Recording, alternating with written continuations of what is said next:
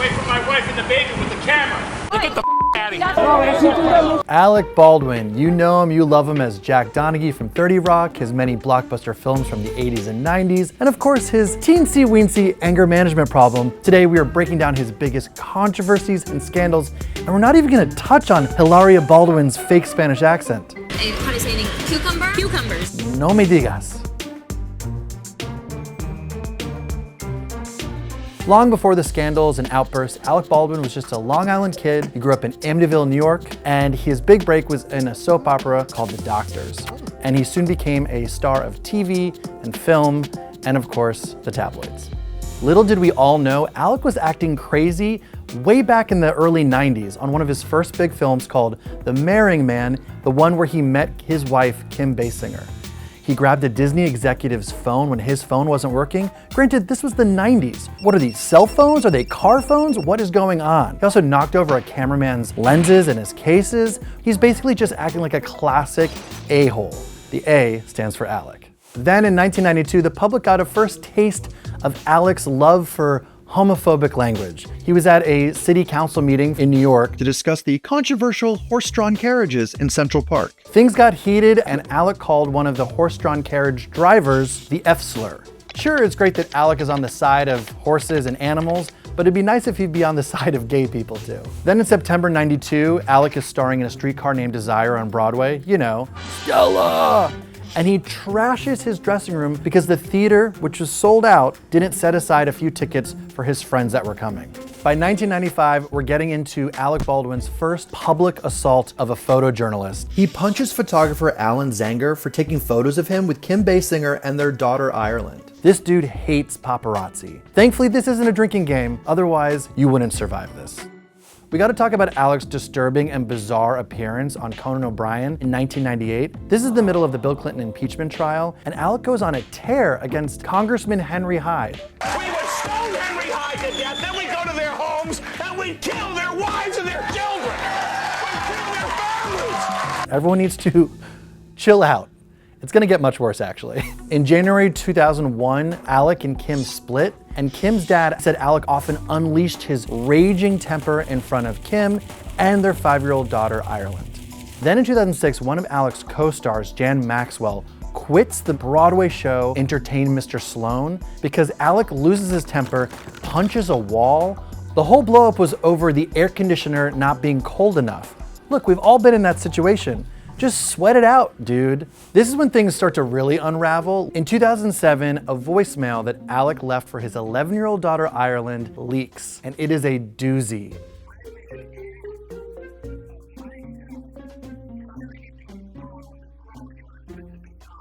I'm leaving this message to tell you that you have insulted me for the last time. I am going to get on a plane, and I'm going to come out there for the day, and I'm going to straighten your ass out. Do you understand me? Now the whole world has seen him exhibit an irrational, uncontrollable anger directed at an 11-year-old little girl. This could have long-lasting, damaging, psychological impact on this child. The aftermath got so bad that Alec was forced to go on The View and publicly apologize, except he sort of just blamed it on his ex-wife, Kim Basinger. I took it out on the wrong person because I'm unable under the current dynamic to address the other person. Right. That same year, Alec drops a book which an LA psychotherapist slammed. If you follow Alec's advice in this book, you will lose your wife, you will lose your kids, you will blow up your world.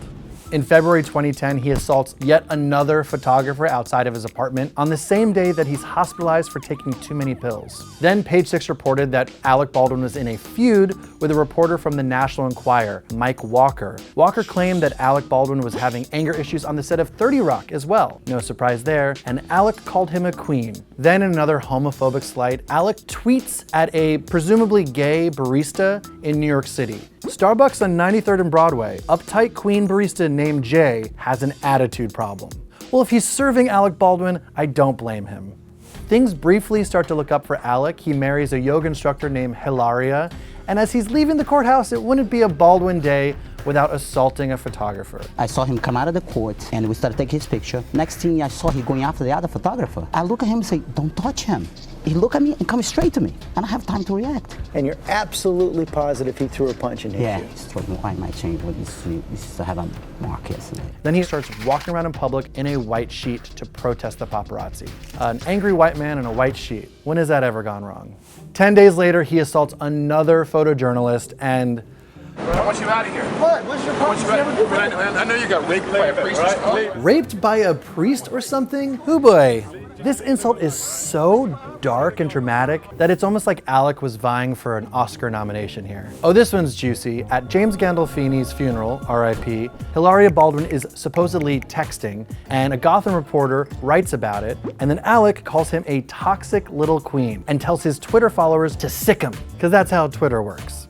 Amid the backlash, Alec came out and said that queen isn't an anti-gay slur. Sure, except you only seem to use it with gay people. By the end of 2013, things have completely fallen apart for Alec. He cried on stage when his stalker was found guilty. Then he loses his temper at a photographer and calls them a and then assaults another one, smacks the camera out of their hands, and then his MSNBC show is canceled. And then on top of all this, he tries to defend his homophobic slurs by dragging out his gay hairdresser. Do you think I'm a homophobe? Yes, big time. And they both have a laugh. This is why he's the star of 30 Rock. I am the complete package. Every time you open the newspaper, it's another shouting match or public fight, but we didn't even realize the best was yet to come. Alec Baldwin in trouble again. He was arrested in the Village this afternoon. Police say that he punched someone in a fight over a parking space. How has this guy survived this long with such a short fuse? Also, you're a rich person, get a parking garage. October 21st, 2021, Alec is filming on the set of a Western in New Mexico called Rust. He fires a prop gun and the bullet ultimately kills Helena Hutchins. She's the cinematographer on the film, and the armorer for the film, Hannah Gutierrez-Reed, wasn't present. So Alec denies pulling the trigger in a bombshell ABC interview. So you never pulled the trigger? No. I would never point a gun at anyone and pull a trigger at them, never.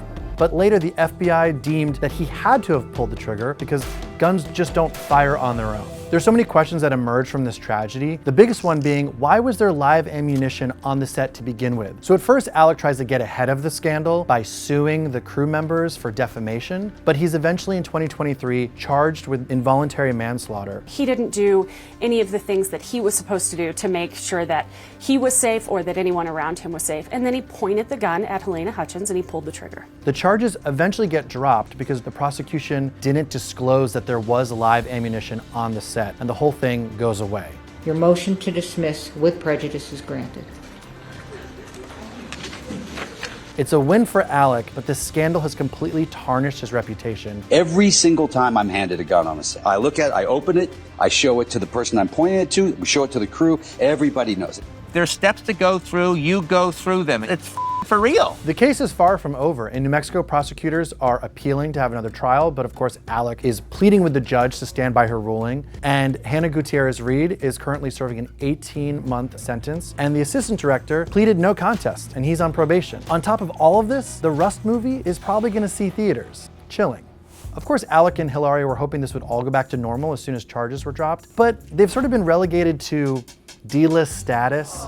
They're going to public events that you don't really need an invite to. There's a library opening in East Hampton. They're at the US Open, looking sweaty and tired. Things have gotten so bad for Alec that he is doing a reality show with his wife, Hilaria.